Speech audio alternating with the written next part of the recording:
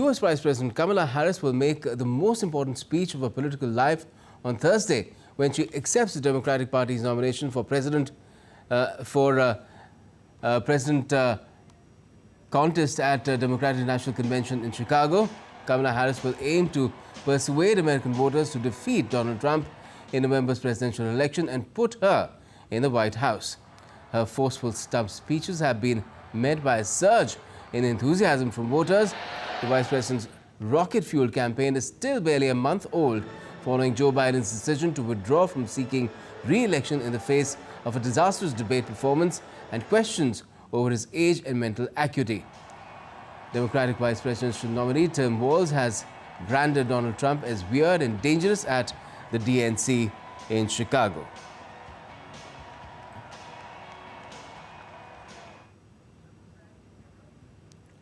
And for more on the US presidential elections, we're joined by DD India's Nick Harper live from Washington, D.C. Good evening to you, Nick. It's a huge day for both Kamala Harris and the Democrats on the final day of their national convention.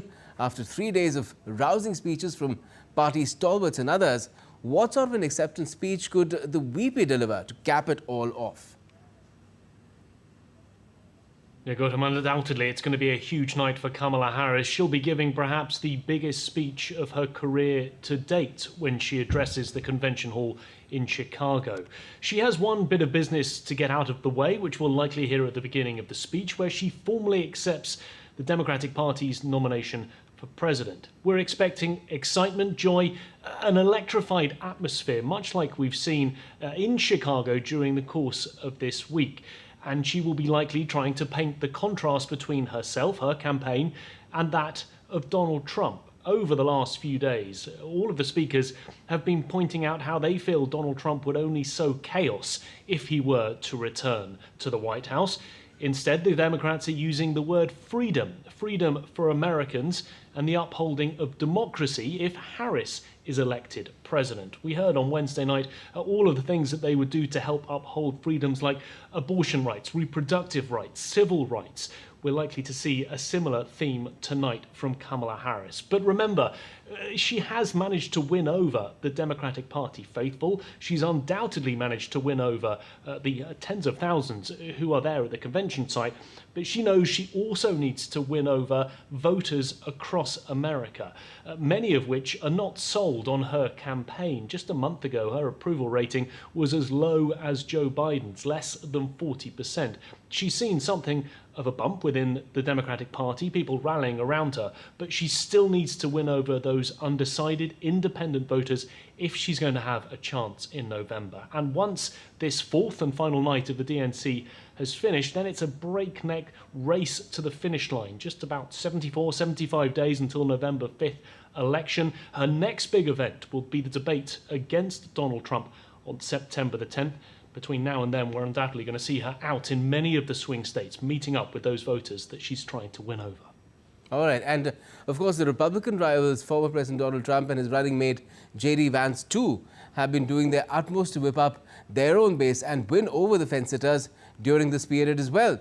What has stood out in their campaigns during the time that the DNC has been on in Chicago?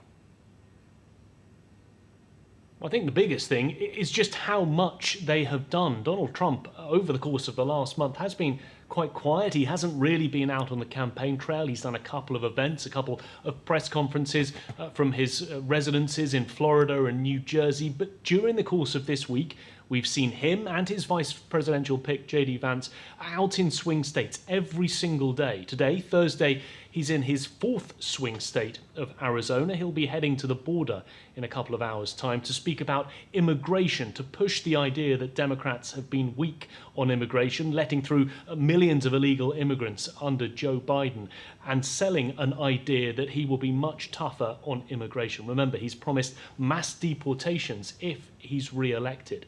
And then on Friday, he'll be in another swing state. The DNC will have finished in Chicago, but Donald Trump will be campaigning again in Arizona and also in Nevada. So he does seem to have spent the week trying to do as much as he can to try and steal some of those headlines from the Democrats. Of course, much of the attention has been on them and their convention in Chicago. All right.